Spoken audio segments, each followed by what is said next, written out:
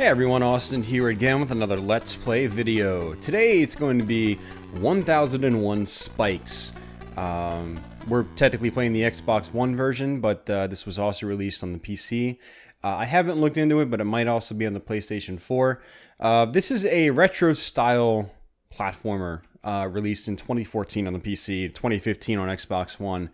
And it's actually the pseudo-follow-up, not really the follow-up, but it's kind of the follow-up to 1000 Spikes, which was a indie game for the Xbox 360 back in 2011, and it might have also been released on other platforms. I just haven't looked into it. This is actually a really cool game. It's extremely difficult on your first playthrough, but once you get the hang of it, it is awesome. You've got a couple different save spots here. I'm going to go pick my top slot, which I've clocked a lot of time into already, and I've only had this game for less than a week now. I'm just going to go over a few things to sort of give you guys a heads up of what's going on in this game.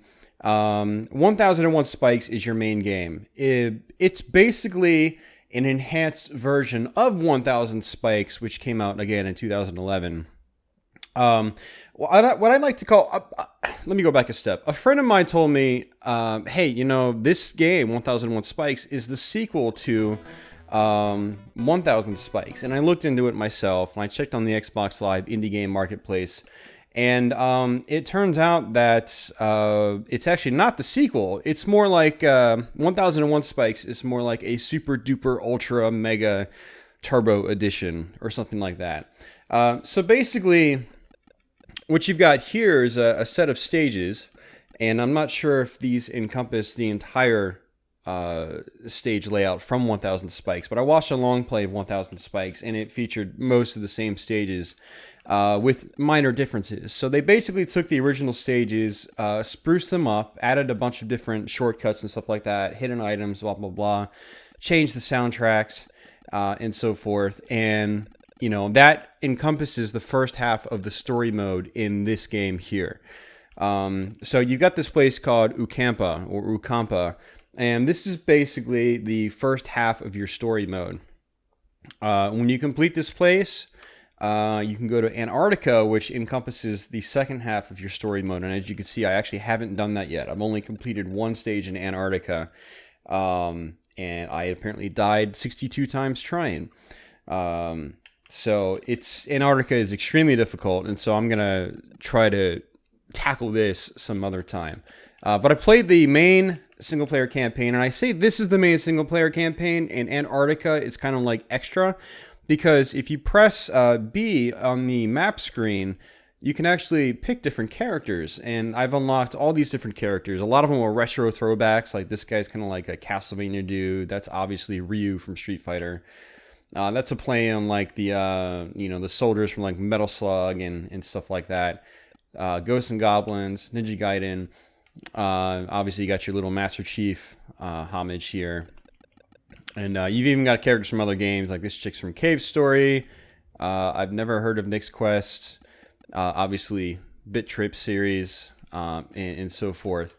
But if you pick any of these other characters, the game ends at the end of Ukampa. So basically, you get to the end of Ukampa, you fight the final boss, and then you get an ending for your character. Not all the extra characters have endings, because like these guys here, these are actually just costume changes for your main character. So this here, Aban Hawkins, or Aban, or Aban, I don't know how to pronounce his name. That is the main character in the game, and that's the only character you can play through Antarctica with. Unless maybe Antarctica opens up all the other characters when you beat it with the main character. I don't know, because I haven't done it yet. But right now, if you play as any other character, you play through Ukampa, and that's the whole game. So I look at it as Ukampa being like the base game, and then Antarctica being like your added DLC or whatever, your expansion pack. And then if you press B to go back, you've actually got extra arcade modes, which were not in 1000 Spikes. So you've got the Golden Vase, the Tower of Nanar, which is a series of, you need to go through 2 towers and fight 2 bosses. It's pretty cool. You can earn money to put towards the shop, which I've actually bought most of the stuff in here through playing the last one, the Lost Levels. The Lost Levels is kind of like a mixture between the 1000 Spikes mode, which is 1001 Spikes is kind of like a puzzle platformer that requires memorization and, you know, very fast eye-hand coordination. Lost Levels is kind of like a more traditionalized platformer in a way. It still has the puzzle platformer elements, and you'll still die a lot trying to figure out these levels, but they're a little more straightforward than the levels in 1001 Spikes. I was able to loop the Lost Levels after a few tries pretty easily. So one of the other extra things is that this game includes cutscenes now. It is a retro-styled game, so you've got cutscenes in the vein of like Ninja Gaiden and stuff like that in here. They're pretty cool, and you can go back and watch those cutscenes. So, most of the characters, such as like these, are just basically costume swaps here. So there are no intros or outros for these characters, but for all the other characters from Tina and on, you've got you know, custom endings and intros for each character, which is pretty cool. So every character's got its own little side story basically, and it's fun. So what I'm going to do is I'm going to go back out. I'm going to start a new game because I want to just kind of show you guys through the game how it would be if you're going to play it for the first time. There's going to be these things called the golden masks I can try to get on each level, and it says like I have 0 out of 30 right now, and I'll try to get those. Yeah, I'll try to get them. If I was gonna play through it again on my other save file, all the golden masks would be gone, so you wouldn't be able to see where they are and how to get them. So we're gonna go ahead and just start the game, and there we go. So 1001 Spikes, here's a golden mask right here, is, again, it's a puzzle platformer. It starts off really basic on the first couple of levels. Your first 4 or 5 stages are basically training levels. You can press up on these mice here, and they sort of, you know, old school style, you know, give you controls and whatnot. So you basically have low jump by pressing A, and then you have high jump pressing Y. You really need to get to know how to use these and when to use one over the other, and that's a little disorienting. It's different from your usual platformers of the day where you just had one type of jump, or if you wanted to do a light jump, in the case of Mega Man, you would just hold the button less. Every level requires you to get a key to access this final door here, and once you get to it, the door sort of like lightens up like that, and you can go right through it. One thing I did want to note is that I'm actually recording this in a completely different scenario than I usually am. I've got a laptop and my Elgato Game Capture HD with my audio box out and recording from my main HD TV. Unfortunately, there's no headphone jack on this setup, so I have to have my TV volume up a little bit in order to hear the game, and you really need to hear this game. So hopefully it doesn't bleed into the mic too much, but I'll hopefully line that up so it's not an issue in post-processing. You can also attack, and you know, the amount of attacks you can do vary from character to character. So this guy, you can do 3 main attacks on screen at once, kind of like Mega Man, where you can have 3 projectiles on screen at once. Was it Mega Man? Was it 3 in Mega Man? I think it was 3. So yeah, and oops, I died.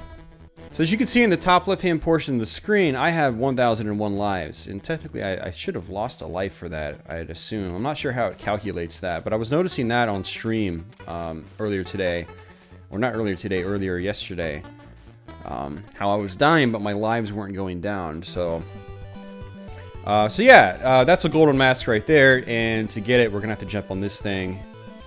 Bam, got it. Now you notice these spikes came up below me as I basically triggered the switches, so there's a lot of spikes like that in the game. And you can actually hear this very faint clicking sound when you activate them like that. So you really need to play this game with the volume up and with headphones preferably. And if you don't, life is just going to make you know, much more difficult.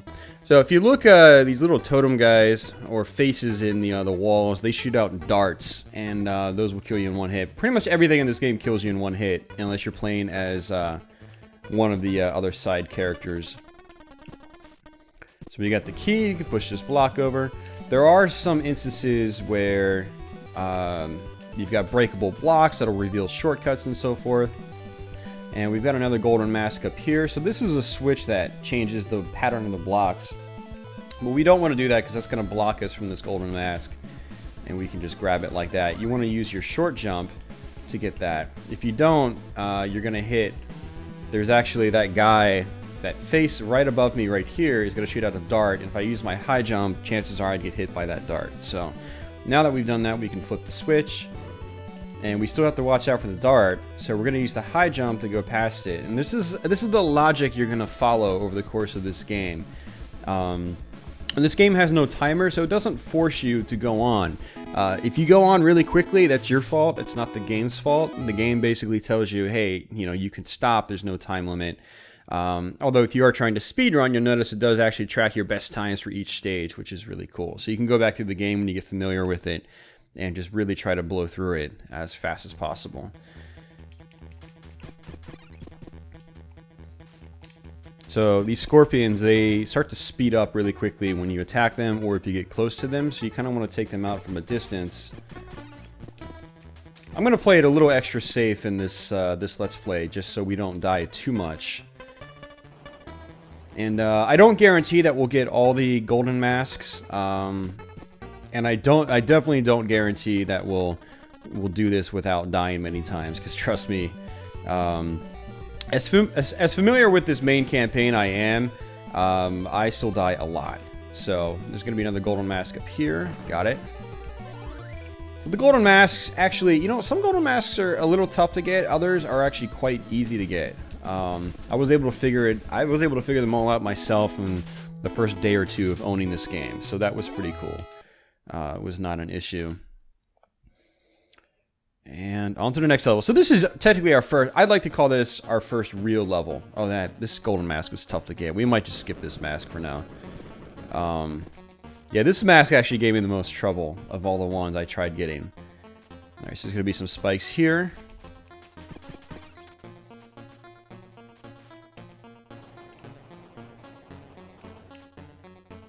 Yeah, we're not gonna... Yeah, we failed. I forget the actual pattern. You gotta let those blocks fall at a certain rate, so we're just gonna skip it. We don't really get anything special for getting all the golden masks initially. Like, we don't get a specialized ending or anything like that. Or if we do, I don't know, because I got my main ending the first time before getting the golden masks. So we're not gonna worry about it. It's not a big deal.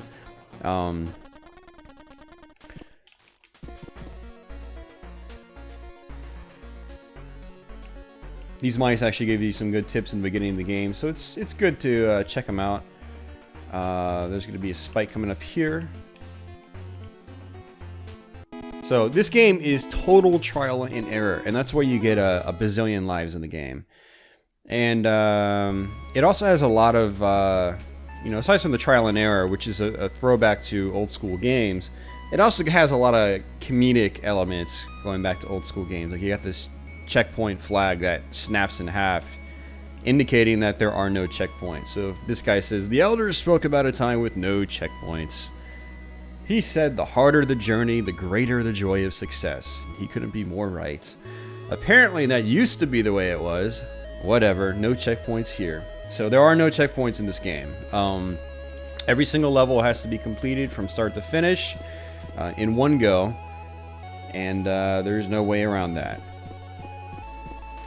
So these are basically, this level is kind of like your in-between stage. It's kind of like, yeah, something like that.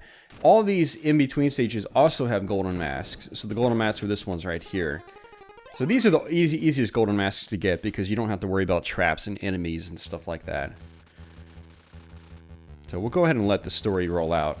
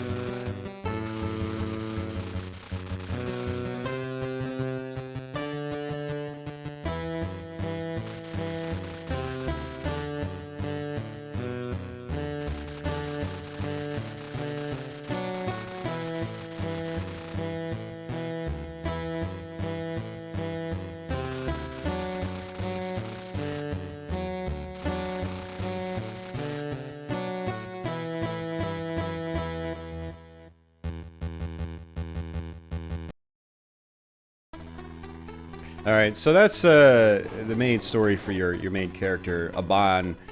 As far as I know, 1000 Spikes didn't have an introduction like that or any cutscenes or whatnot. So again, 1001 Spikes is like 1000 Spikes, the deluxe edition, with a lot of extra stuff that makes it a much bigger and better game overall. So, all right, now we're thrown into our main campaign, or the beginning of our main campaign. This is where things start to get real, I guess. So that's the golden mask. I'm going to see if I can try to take a bit of a shortcut here. Sort of. There's going to be a spike right there. I'm going to try to take things a little bit slow. And I've played through these levels many, many times now, so I'm going to make it look like nothing's really happening in some cases. In some cases, you're going to see the trial and error and the frustration that I still have to go through on certain levels, but on some levels, I'm going to be making things look like it's really easy. But trust me, trust me when I say this game is hard as hell, and it's complete trial and error and memorization, old school style. So, generally, you're supposed to take the bottom path. In 1000 Spikes, there's no way to get through that wall. You have to go down that other way, but this is a shortcut. So 1001 Spikes adds a lot of shortcuts, which really helps with the speedrun aspect of the game. Again, there is a speedrun timer you can activate, and and I think that's one of the really cool things about this game. It doesn't always force you to go in a certain direction, but the direction you figure out on your first playthrough might not necessarily be the best route if you're trying to speedrun the game. So you'll find other shortcuts the more you play it.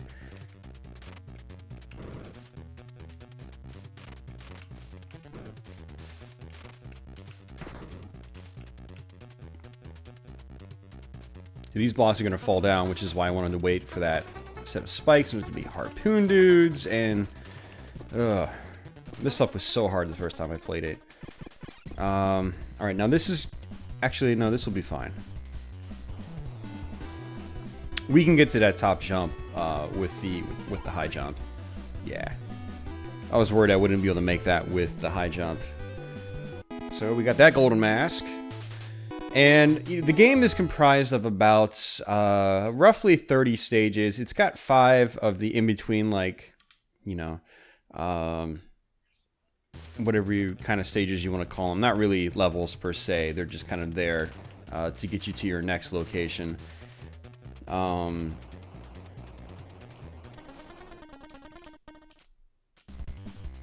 overall, I think there's about 30 actual levels in the game. Oh, that was bad. Okay, that was really bad. Because I forgot the golden mask is down below in this one. So we're gonna try to get every golden mask we can, just so I can show you where they are in case you want to play this game for yourself. And you need like a sort of pseudo walkthrough or something like that.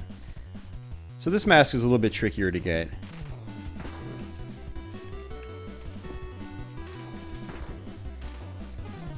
And getting the golden mask is pretty fun. It was fun for me. I definitely enjoyed finding the masks on my own. They aren't really that hard to find because the levels are only so big and there's only so many places the masks can be. But it takes you a while in playing the game to realize where many of them are. Like one of them is right here in the very beginning. There's actually a lot of masks that are pretty early on in each stage, but that's just how it goes.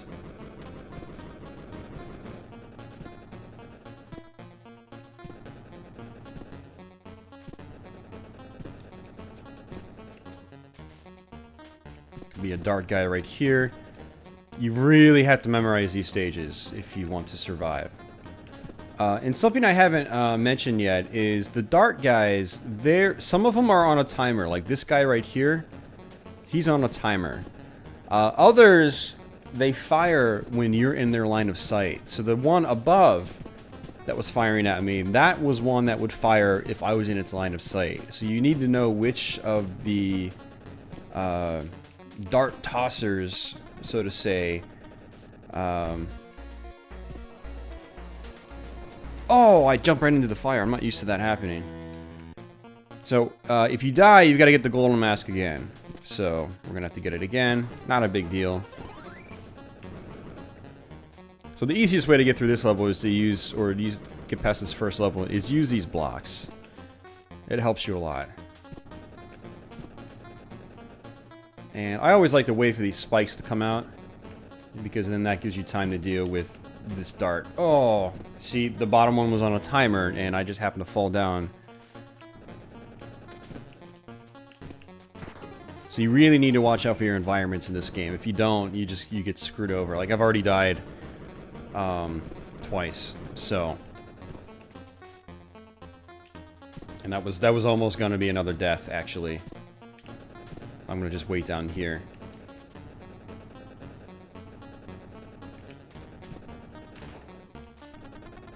Alright, let's see if we can do this time. I usually like to wait for this, yeah, to fall down a little bit. That's why I got hit by the fires. I jumped right away. And the reason I jumped right away is that I actually watched a full playthrough of 1000 Spikes. And I noticed the guy just walking straight across that bottom part to the exit on that version of the game. But it doesn't look like you can do that in this one. And so I made the mistake of taking hints from somebody else's video and attempting it during this Let's Play. Which happens. It's kind of like monkey see, monkey do. And that's kind of how I am when I watch people play games. I'm like, oh, that's interesting. And then I start trying to do what they were doing when I'm playing. So whatever techniques I had on my own can get messed up in a way, because I'll end up trying somebody else's techniques without even realizing it. So there's a golden mask for this one. On these other like in-between stages, the golden masks are not just out in the open. So this level basically told us, hey, there are golden masks on these stages, so you should probably try to find them on all of these types of stages. So this is probably where the game starts to get... It starts to look a lot more difficult. For sure. Question is, where's the golden mask on this one? I completely forgot.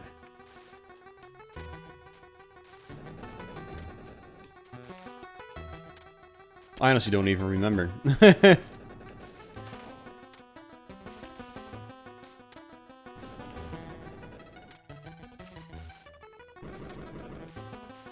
Oh, there it is.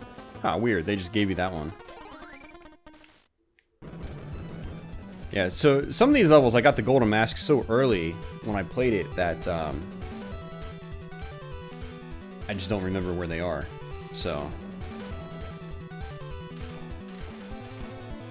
Alright. We're still making pretty good progress, though. Even though I've been, like, stopping and explaining stuff, we're still making decent progress. There's, it basically goes up to level 6-1, and then, that's it. There's gonna be this harpoon guy here.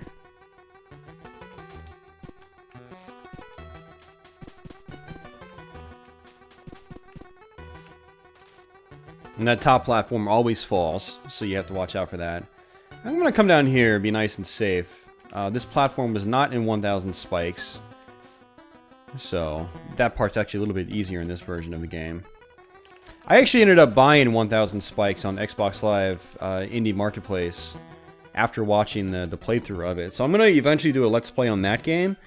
And then with that footage, I'm going to probably do a side-by-side long play of both games so you guys can see the actual differences side-by-side. The biggest changes, aside from some blocks in certain areas and whatnot, is the soundtrack.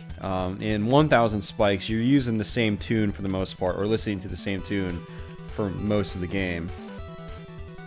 Whereas in this one, every subset of levels has its own customized tune, which is pretty cool.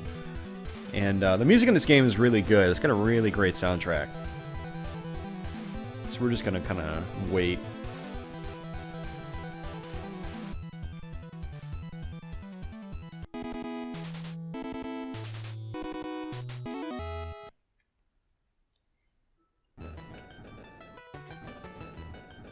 So these guys, they have 2 jump heights, and you want to wait until they're on their upper jump height because there's a set of spikes there that'll kill you if you get trapped between the second two pillars. These blocks here, they're gonna fall as long as you get over top of them. So I like to sort of jump over top of them. Same with this one, and then maneuver my way back to avoid, you know, these other obstacles. So these like rotating spike things, they can actually be shot, and when you shoot them, they'll actually go in the opposite direction.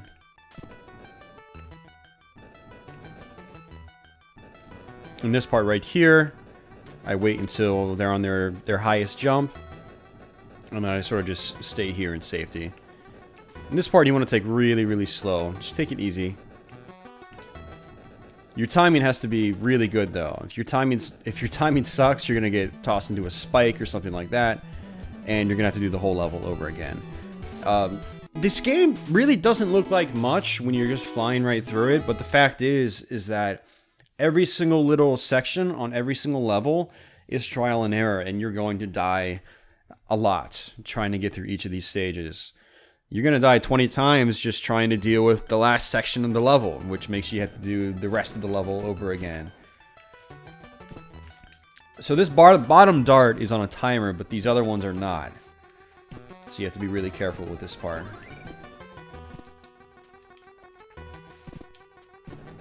And this level's interesting because you'll notice this whole bottom path below with all these movable boxes and so forth.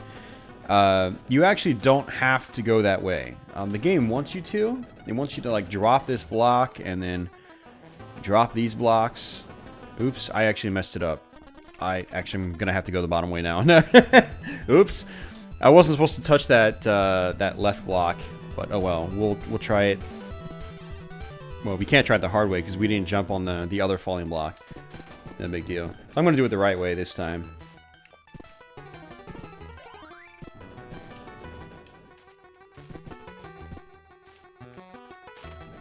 So this is a level that's also been changed a little bit from 1000 spikes, which is kind of interesting. So I basically just let this block fall. And I learned this from a friend on Twitch, Mr. Radon, who actually, I watched his stream, and that's what got me to buy this game. I thought what he was playing was really cool looking. And I ended up buying the game and clocking a ton of time in. So this part, I basically like to wait for the spike to come up and then the flame to stop. Both of them are on timers. And I figured that out by watching Mr. Radon's stream. That definitely helped me a lot on that level. So this level's called Boulder Dash. Again, there's a lot of homages to classic video games, from intentionally bad English, basically bad translations in certain parts of the game, just for fun. There are some rats you talk to that they have like old school game, you know, bad quotes on them. Here's our golden mask for this level. Almost forgot about that because I'm not used to hitting that. I think that was actually one of the last golden masks I found because it just wasn't obvious. There's so much going on in this level that I didn't find it until late. So we basically made these blocks come up. And this is actually a really tricky part. So we'll see how many times it takes us to do this. But yeah, this game has a lot of old school throwbacks, homages to classic video games. From like the costumes you get with certain characters to quotes in game. Like there's one rat that says like, "I feel asleep." And I forgot what game that's from. I don't know if it was like Zelda 2 or something like that. But look, I just unlocked Sugimoto. So you actually unlock characters by getting the golden masks. So that's really important. That's what the golden masks really do. They might hold some specific trait for like a special ending or something like that. But that's how you unlock quite a few of your characters as well. So if you want to try to unlock your characters, golden masks are great. So this is where our next golden mask is. It's completely hidden. See, there's this unbreakable or breakable block right here. There's our mask.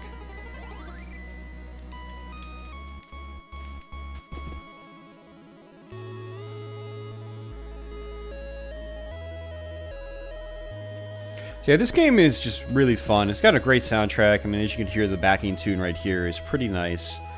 And just the music in this game is great. It's a really fun game. I was really surprised at how addicted I would be to this game. And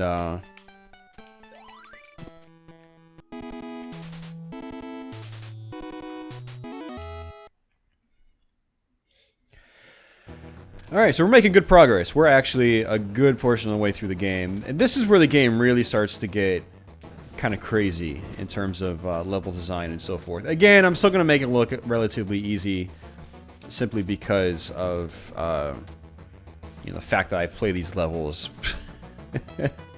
probably hundreds of times now, after you consider all the dying and stuff like that. So we might be able to make this jump.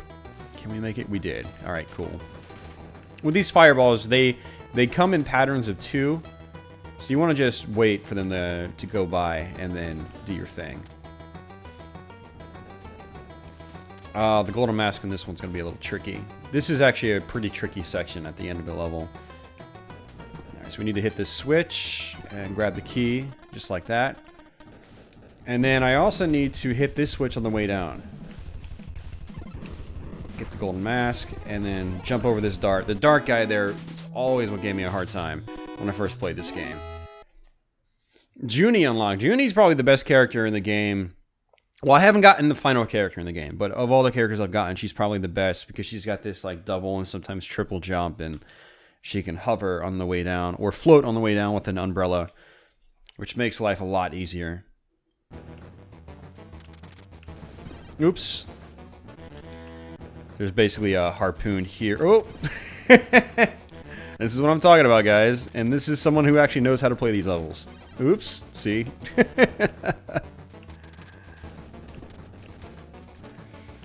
Oh, man. A few spikes here. And I believe this is where our golden mask is. That's not the golden mask. Where the hell is the golden mask?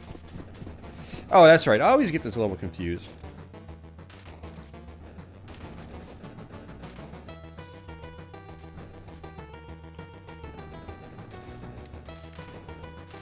And a lot of spikes in this game are on timers.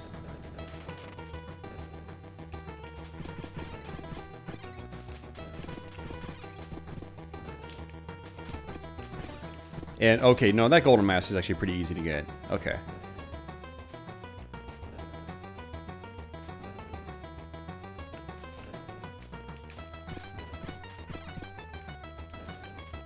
This game really rewards you for taking your time. Like, I mean, it's intended for you to run through the levels really quickly, but the game definitely rewards you for taking your time as well, in terms of just being able to survive your way through the game. Alright, so now we're going to have to use a short jump to get up onto that last platform to beat the level. One thing you also have to watch out for in this game is getting crushed. So, like these guys right here, I only go into this platform on the way down. If I go through it on the way up, you actually get crushed in the pixels and you die instantly. So getting crushed is something that happens in this game. You got to watch out for it. It'll actually catch you off guard a lot. I've gotten crushed more times than I'd like to count. Okay, so I'm going to have to actually do this over because the golden skull on this stage is actually right in the very beginning. So you kind of fall down here, but then you have to jump because that spike comes up. But the golden mask is right there. So you might have to do this level quite a few times. Because this is a very tricky stage in the game. This was one of the stages like, oops! This is one of the hardest stages for me when I first played through the game. There's just so much crap you have to deal with. Just right in the very beginning of the game, it's one of those levels where you're not safe when you enter the stage. And there are some levels in the game where you're just not safe at all when you first start the level. But it's this end part that really gave me a lot of trouble.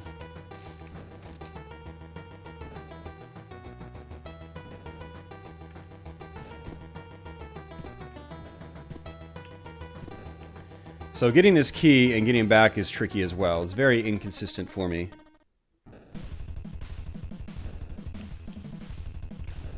And what we're going to do is just wait for that platform. So that harpoon guy wasn't on a timer because I was on, I was in his line of sight.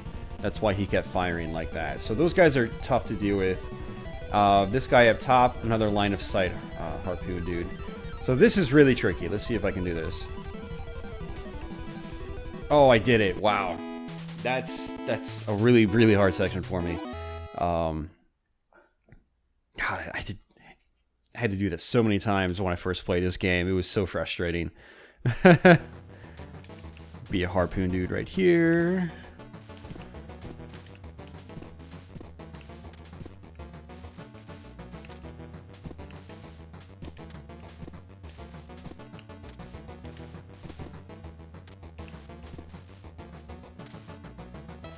And I noticed that they actually made this part easier from 1000 spikes. I watched a video on 1000 spikes, and that scorpion is actually in a harder position to deal with. So it's kind of interesting, like the tweaks they made between the versions. I find it quite interesting. All right, you have to jump. Oh, that was tough. I'm glad I got it though. Sometimes I don't get it. And that was bad, because our golden mask is actually in that block right above. And that's why the scorpion's there.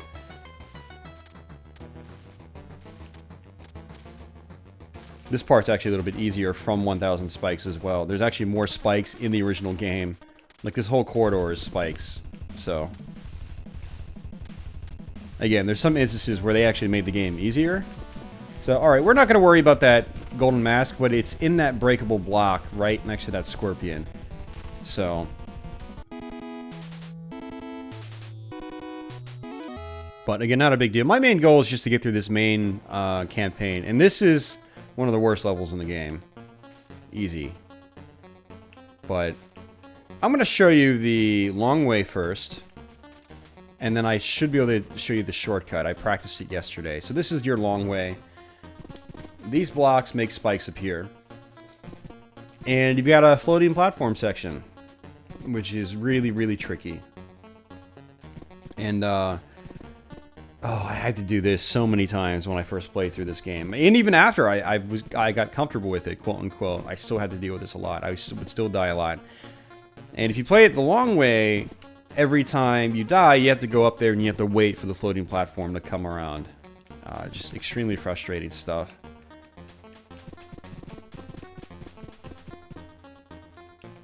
Oh, see, I just died. So now I'm going to try to take the shortcut. And the shortcut requires much more precision. So we'll see how consistently I can get it, because I'm sure I'm going to have to do it multiple times. Oh, see, I messed it up. Timing was bad there. The hit detection in this game is very precise. So if you touch, like, the one pixel on a spike or a set of spikes, you will die. So it's quite challenging. Oops. Okay, I've got to get into the pattern of this, because I was doing this yesterday on stream, and I was having a hard time with this shortcut method here. The timing's a little off. Basically, the patterns of the darts are a little off. So high jump.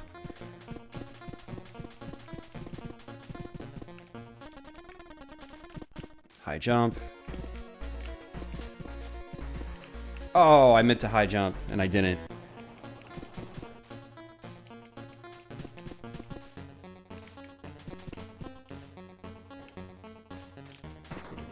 See, taking the shortcut just makes this part go a lot faster.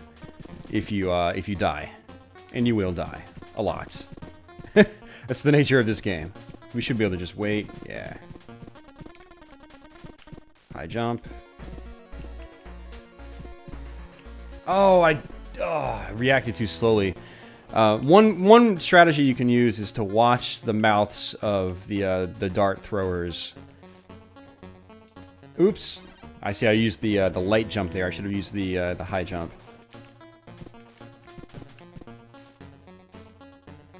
So as you guys can see, this game gets pretty evil. It really rewards precision and accuracy and consistency in your gameplay. And some pattern memorization, no doubt.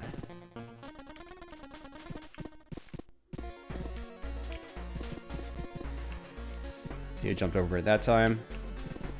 Jump over. Oh, I didn't jump over it a second time. I meant I was going to, and I just was not reacting. Oh, we just died again. My lives are not going down, which is really weird.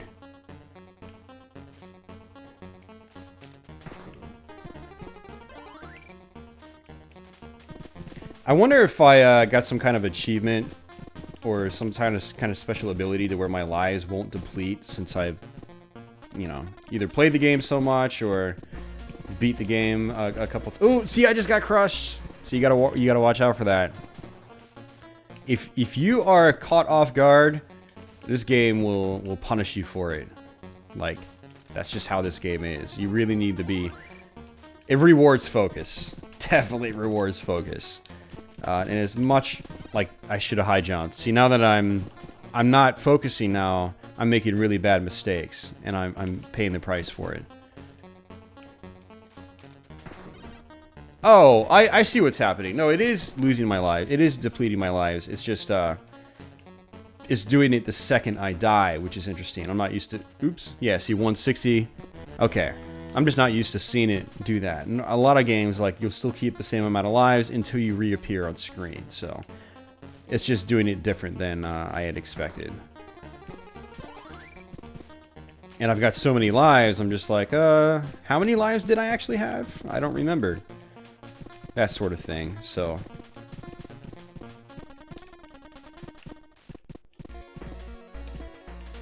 Oh, I still got hit by that dart. See, like I said, guys, this is the crappiest level in the game for me. There's another level shortly after this that's really tough as well and very inconsistent for me. But this was definitely the hardest level for me to complete consistently. And I know that's going to absolutely change once I try to tackle Antarctica, because Antarctica is like your pro mode of the game. It's just really crazy traps in that mode. Oh, I still got hit. Come on.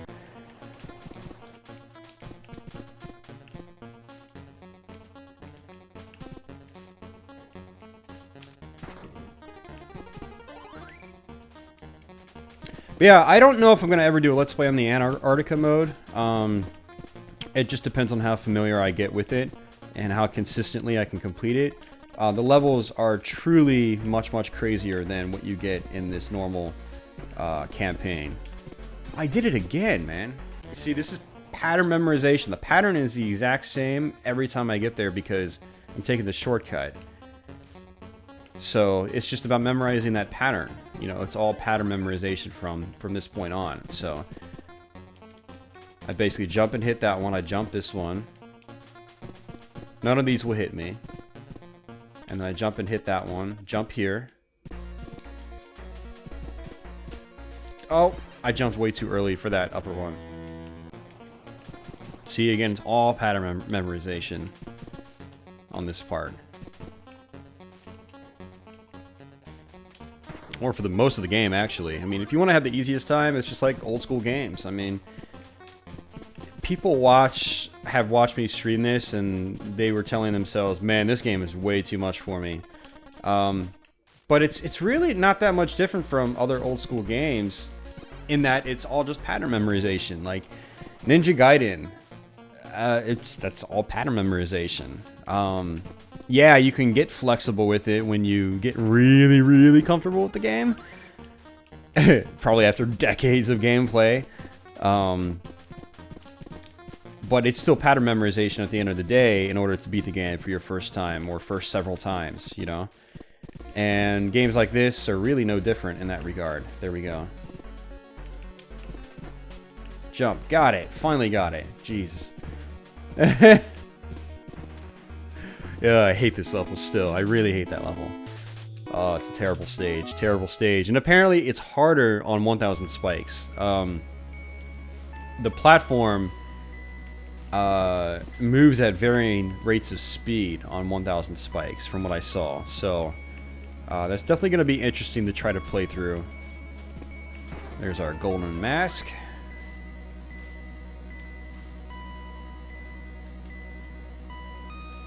So I am looking forward to playing through 1000 spikes. We'll try to do it on on YouTube sometime soon, most likely.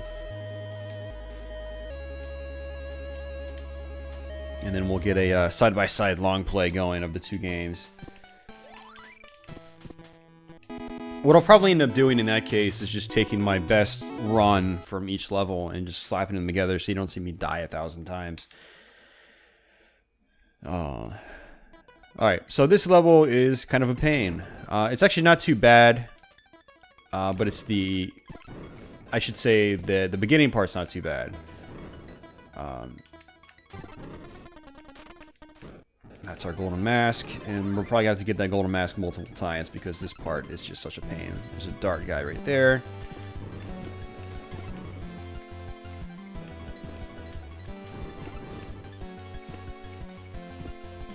Ah. Yeah, so we're going to have to get this golden mask multiple times.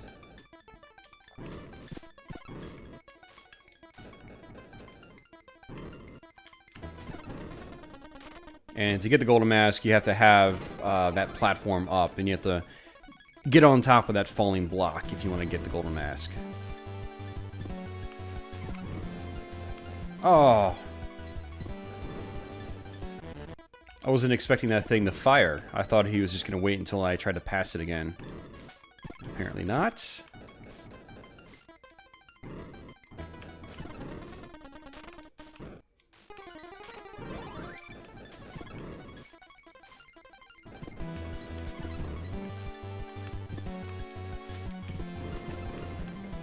Oh, I missed my jump. I missed my jump. This level sucks too. What's funny is, like, this level didn't seem that bad the first time I played it, but it's the level that's one of the most inconsistent for me in terms of completing it on my first try. Whereas technically harder levels, I find myself finishing more consistently. Oh, see, I don't know the timing of those blocks either. You have to know the timing. When I was first playing this game, what I would do is I would sort of like count in my head, but I have a really hard time doing that consistently as well. Like 1, 2, 3, 4, you know, that sort of thing. Oh, see, I mistimed it again. Now this is the part that actually really benefits from having sound, which I don't really have right now, which is making life a little bit harder than it normally is. Because you'll hear like the fireballs coming up in the background, and I kind of use those as timing at first, because the fireballs are on basically a set pattern. And I use that as basically like an audio cue to jump or flip a switch when I need to.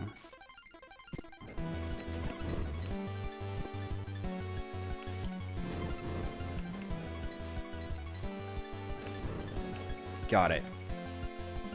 It's that last jump that's actually the really hard one, because you have to jump at the right time, otherwise it's instant death no matter what. So very, very tricky stuff there. Alright, so this really shouldn't be too bad. This actually looks crazier, but it's actually, once you figure out the pattern, it's not.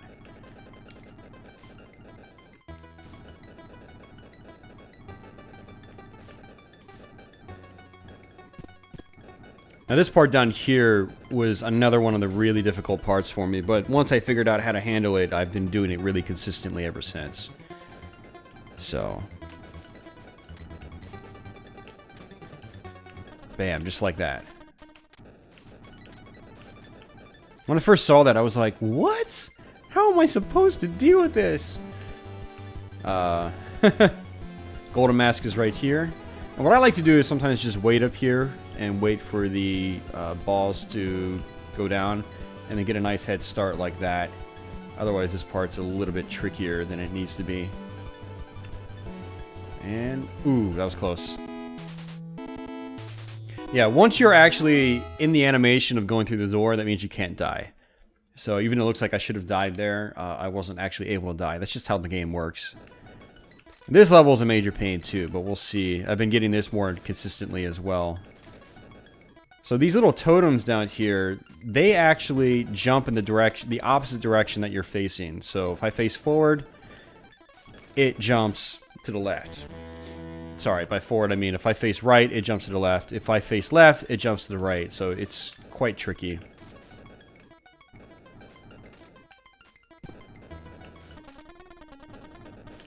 Ah. You gotta watch out for this spike right here. You have to jump there. If you don't jump, then you die. So I basically just use the high jump. So the game's kind of evil like that. It's like, yeah, you know, trial and error. You better memorize this stuff, or else.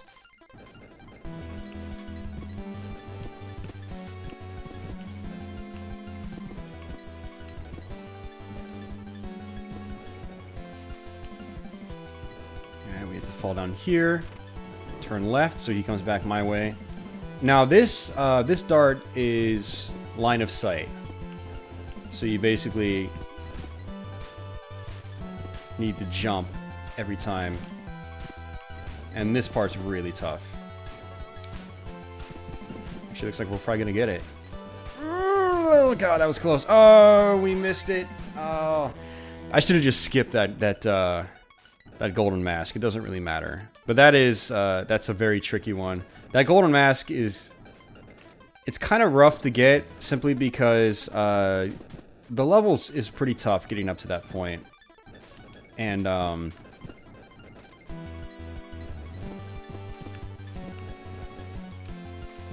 like it's one of those levels where you have to wait for things to happen. You can't just bolt right through the stage because it's not designed that way. And that's what's really frustrating about dying on this level or levels like this.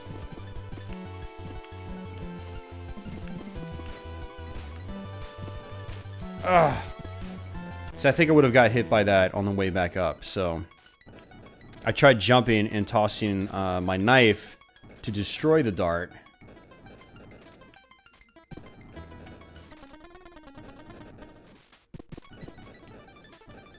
Oops, I wasn't paying attention. I was looking at that left dart thrower and got punished for it. So we're actually really close to the end of the main campaign. So, you know, we're actually really close to finishing this, guys. So we only have one more level after this, I think. And then we go to the final boss. Not the final boss, but the main boss of the main campaign. And I say main campaign because this is basically the main game from 1000 Spikes from many years ago. And then afterwards, you can try to go to... Oh, I did it again, man. We would have been fine, too. Antarctica is basically exclusive to this game, 1001 Spikes. And again, that's, to me, that's for, like, the pros, basically. It is quite challenging.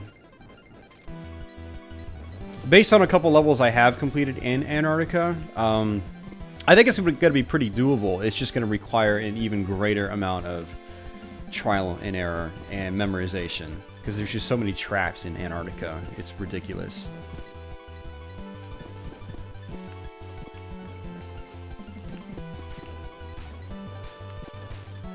That was really close, actually. Oh, jeez. Got it. We got the golden mask, too.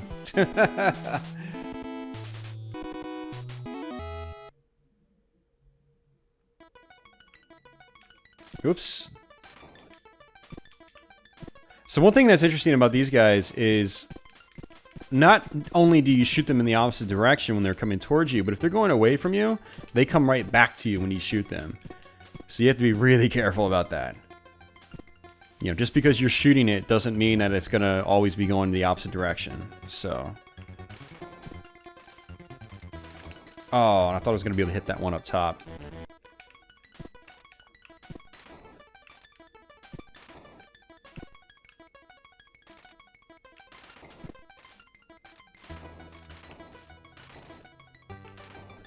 Alright, and the golden mask is actually down below. So in order to get that one, not down below, it's down right here. So what I'm going to have to do is sort of do a switcheroo. Like this. Bam, there it is. which is actually good because I'd rather be here for this jump. Alright, this is probably the easiest part in the level, but you can die. It's very easy to get crushed between these guys. So let's hope that doesn't happen here.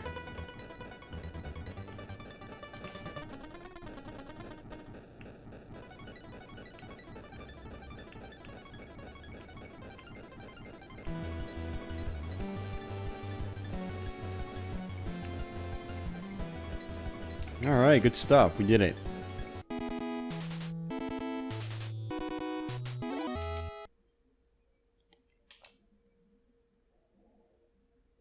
Alright, so this is our last level. It's actually... The level's literally called Too Easy, and it really is that kind of level. It's pretty easy. Golden Mask is right here.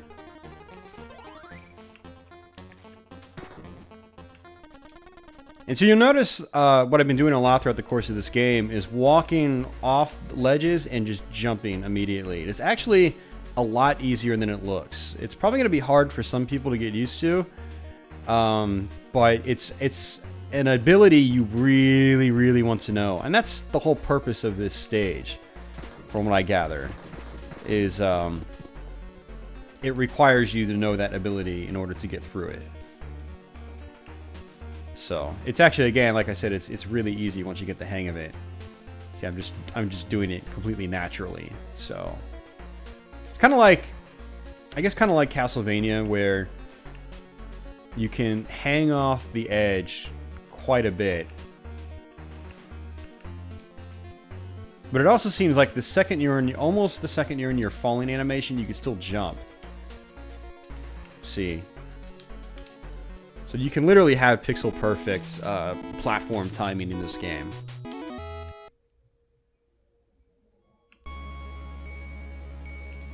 Alright, and our next Golden Mask is going to be here. And there's going to be a falling block here to get back.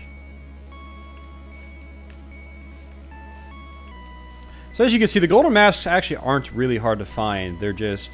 You know, your first couple playthroughs, you're like, man, how am I going to get all of them? And then it's not until you really start exploring that you realize how it's done.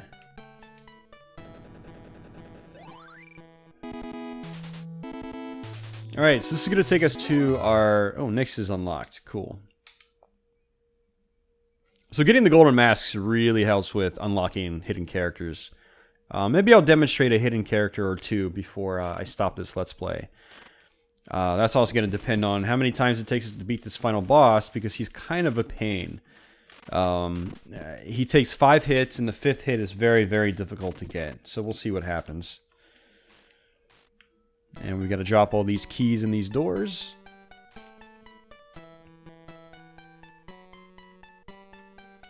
And if you get to this place without getting all the keys, basically meaning you've skipped towards the end of the game, because you can play any level in any order, it'll give you the bad ending when you get to this room. And this door opens.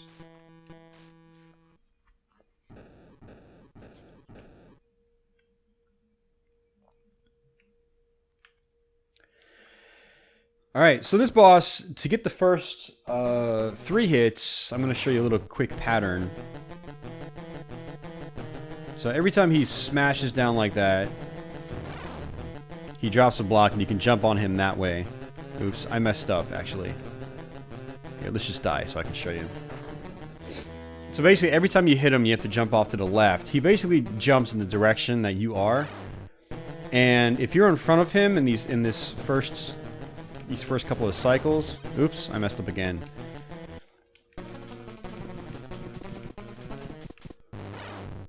This is a boss I usually need to really focus on. It's hard to talk and play on this boss at the same time. But you basically want to jump forward and then jump under or go under him. Hit him and just rinse and repeat. So this is how you get your first 3 hits really easily. And you're going to want to know this because you're probably going to be dying a lot at this guy.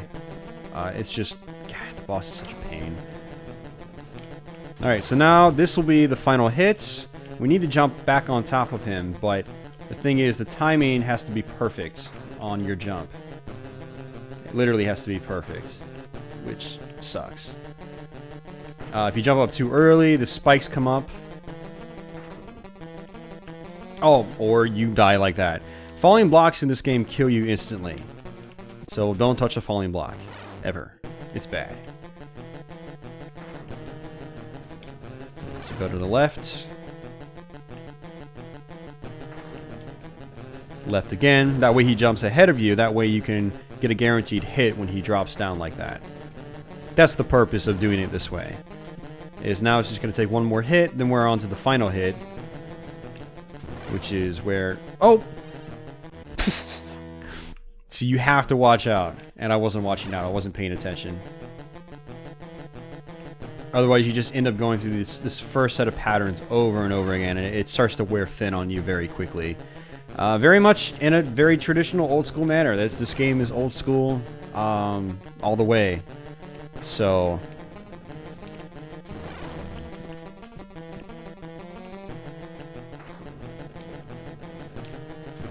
This is kind of the point. Oh, jeez, man. See, that's what I'm talking about. Like, I wasn't paying attention. Like, I knew blocks were going to fall. And I think the blocks actually fall in the same position every time, too. So, like, I haven't memorized how the blocks fall. Like, I know this is a set of 2 right here. So you can get crushed if you try to sit in between them and you don't get it just right.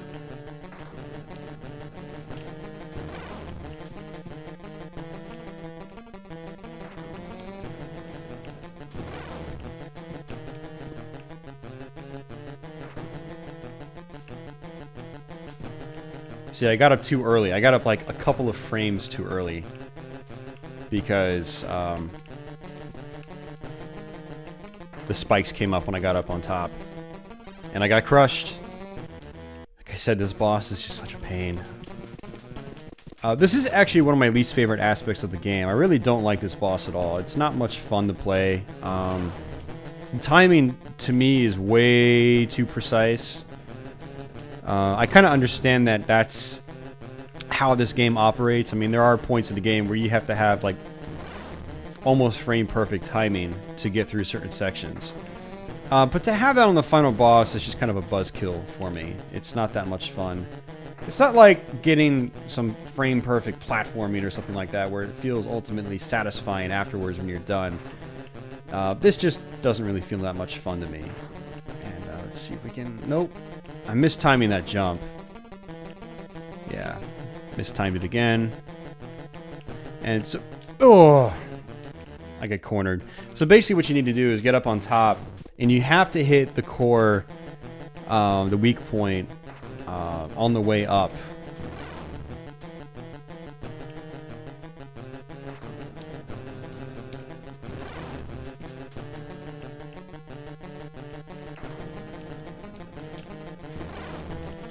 There's like another actual final boss in the game when you get through Antarctica. Oops. See, not paying attention. There is another boss in Antarctica, and from what I saw, I had to watch it in a video. I haven't actually gotten to it myself yet, obviously. But that boss looks a lot more entertaining than this boss. It's still puzzle oriented in a way, so really requires really good timing. But it's definitely more interesting. There's more going on. It's got like a scrolling background and stuff like that.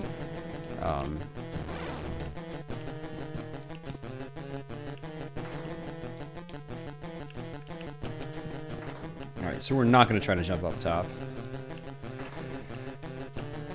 Oh, that was almost good timing. It was like almost good timing. Ah, man, my timing is horrible. That was close.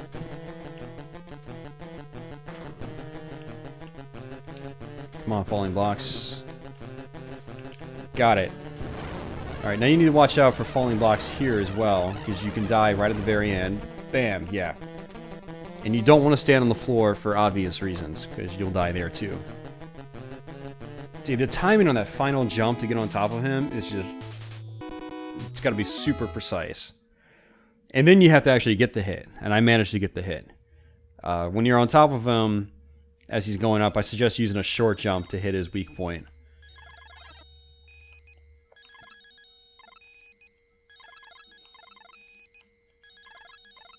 And we basically get some points for these gems. You don't actually get points in this game. It's just at the end screen. What I think happens is it's on the top right hand corner of the screen. It says high score, and I think that high score keeps every time you play through the game. And all these little things will add to that score. And I think it saves on your file, and you just kind of try to see how high you can build it over the course of multiple playthroughs. Alright, so we're going to come through this door that's going to open here. And this is going to take us to the last part.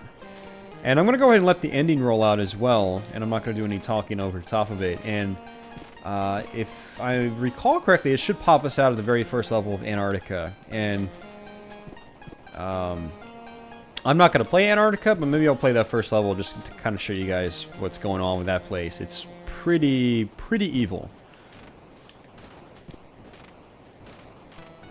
I mean, I guess that's what you'd expect from, you know, Antarctica, right? Antarctica unlocked.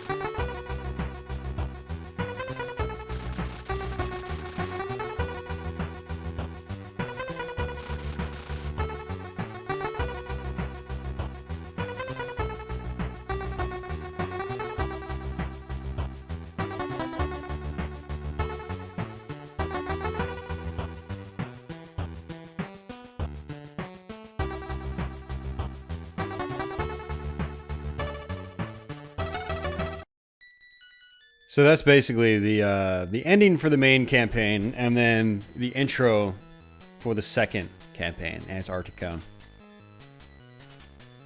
Antarctica is really damn hard, but man, it's probably got the best music in the game. It is actually pretty awesome.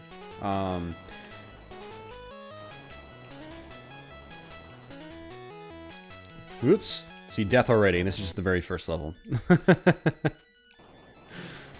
I'm not going to be playing through Antarctica. I figured it'd just be fun to go through the first level, kind of show you what's going on with it. Oh, see, this is what I'm talking about, and this is just the first level, first out of like 30 or something like that. So, extreme trial and error in this place, all the way.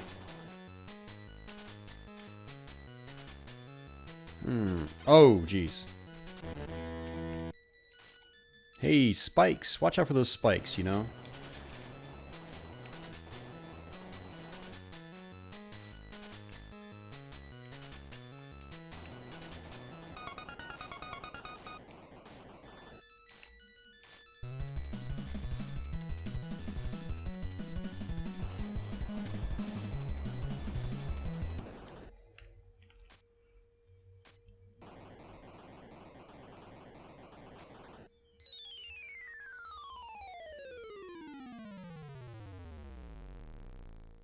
It's like in Castlevania when you fall down to the subterranean level.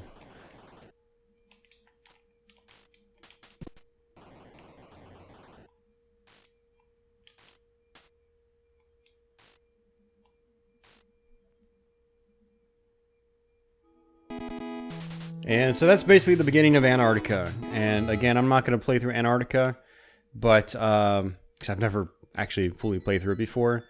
It's extremely difficult, and it's going to take me a ton of trial and error to get through it. But that sort of gives you guys a taste of what else there is in the game in terms of the main game. 1001 Spikes is really fun.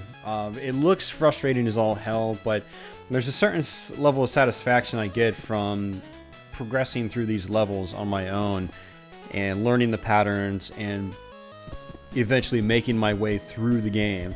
And it's been really addictive. I've put about 16 hours into the game so far, and I know I'm probably going to put several more hours into it as I try to take on Antarctica. But let me exit out.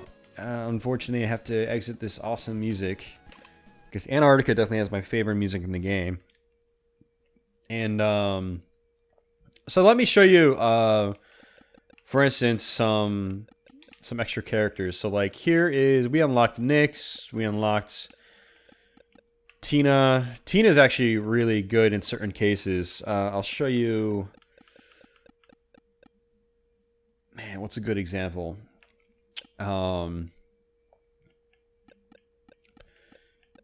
Like Boulder Dash. Where's Boulder Dash? Actually, no. Let's go to the vines are safe. Is this the one? No, that's not the one. World map. Crossfire. That's not the one either. But dangerous exit. This is. Well, this is kind of the one. This is a good example, though. So let me go through here and kind of show you what's going on. Tina can actually cling on the walls, and you can basically just hang there indefinitely, like this. So like the very end of this level is really, really, really freaking tricky. But with Tina, she makes it a lot easier. So let's pretend I have the key. Normally you'd come down here and there's spikes. Oh, I didn't demonstrate it properly. But because she can hang on the wall, she doesn't actually trigger the flames from below. So basically what I'd do is I'd end up... Oh, basically I would end up hanging on to that lower flame. And... Not this one. Like this one right here, you can actually skip through this whole first section with her because of her wall cleaning ability. You don't even need to flip that switch. You can just wait for these to come up. And then just clean up like that. Which is pretty awesome. I really like that you can go through this game with all these extra characters, and it really just, you know, changes how you approach the game. So now if I do, let's go back. Let me play as Nyx. And check this out. The vines are safe.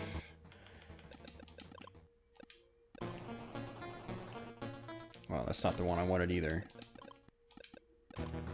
God damn it. Alright, good example. Oops.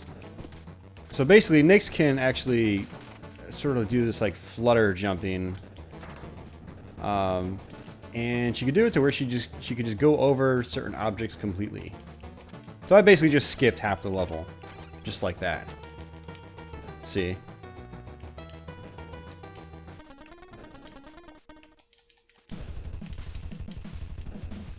And can I get over that? I can. Bam, just skip it completely. So playing as alternate characters is really fun because you go through the same levels again and you have to deal with the same traps.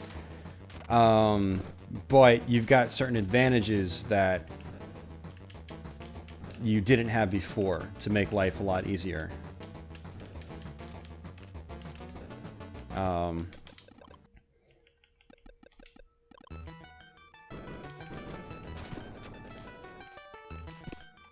So like on this level, what you could do is once you get the key, well, it's not really that much different. But say you mess up, right? And say you hit both of these blocks. You're like, oh man, well, I can't make that jump now. I am screwed. Well, not with Nyx. Just flutter your way over. Just like that.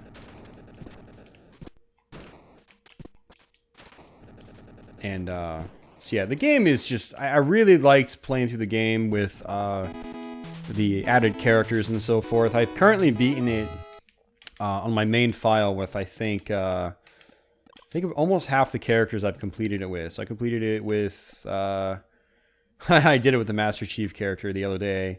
Yeah, I beat it with a lot of these characters. Here's a good example of Ryu from Ninja Gaiden, or the Ryu knockoff. He runs really quickly and he can double jump. He can also wall jump, just like he can in the Ninja Gaiden games. This isn't actually Ryu, but it's like a homage to it. See, it's just really fun stuff in this game. Lots of great stuff to play around with. You can slide down the walls. So, the game is just a ton of fun. And if you haven't checked it out, I do recommend checking it out. It is $15, which is more than I usually like to pay for games like this, but it also has a bunch of extra modes as well. And we can skip that story. This is a mode that's kind of like Tower Fall. It's intended to be a multiplayer mode. And then you've got, Tower of Minar, which you can try to use this mode to earn money.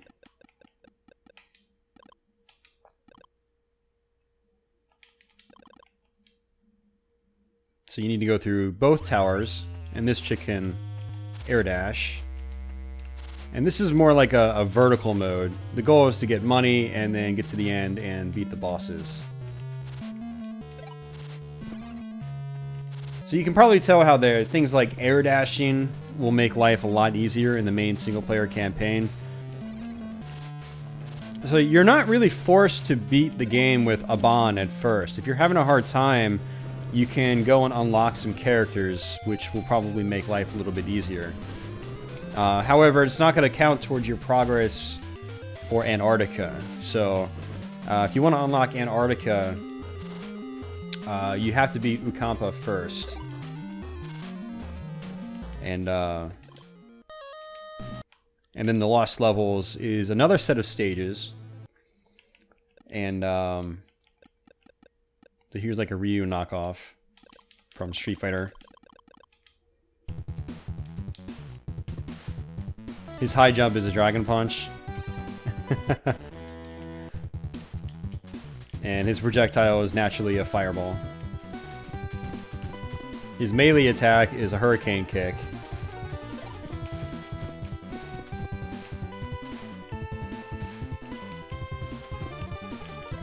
Oops, I died. So Lost Levels is more of a straightforward platforming mode. The goal is to get money, these coins. The coins start off at 15 apiece. However, for every subset of levels you complete, the value of the coins increases. So it doubles, actually. So it goes like 15 and 30 and then 60 or something like that, and then 120. Or maybe it goes by increments of always 15. I don't remember. But if you can loop this mode over and over again, you can get the coins valued at, well, a really high value. And you can basically use that as a way to grind money for your shop. And actually, let me exit and let me go back to my second save file. So there is a shop down here, and you can buy stuff. If you need lives, you can buy extra lives, which every 5 levels you complete, you get a bunch of lives back. So if you can get through the stages without taking too many losses, you'll actually just naturally get more lives than you need. But in case you really need lives, like a friend of mine told me that he actually ran out of lives on Antarctica, all 1,000 something lives, and he had to go and buy more lives. You've got costumes and so forth you can buy for your main character. Looks like I only have about $2,000, so I can't really buy a whole lot. So you would play your side modes for money. You don't really get money in the main mode, the main Ukampa mode with Aban.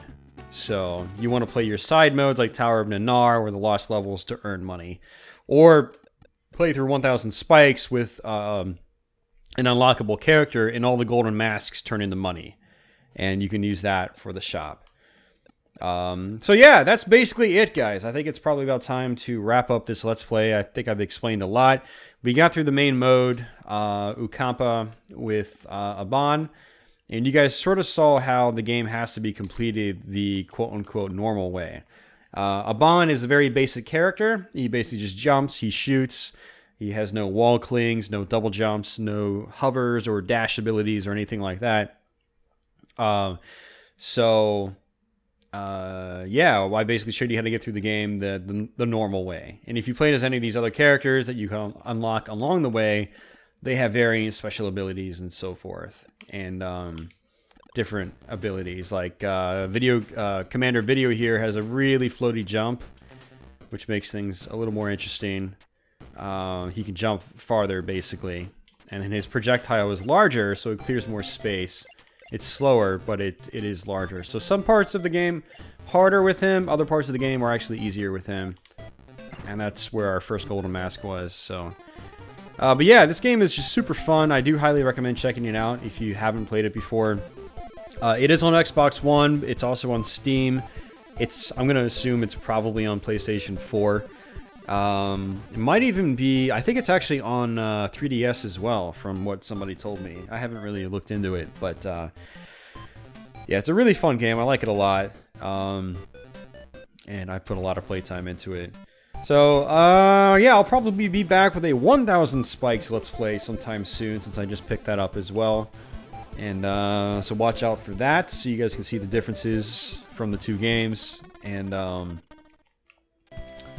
yeah, if you guys have any questions or comments or anything, just post them below in the comment section below. And yeah, it's been fun doing this Let's Play, and I'll catch you guys soon. So until the next video, guys, take it easy.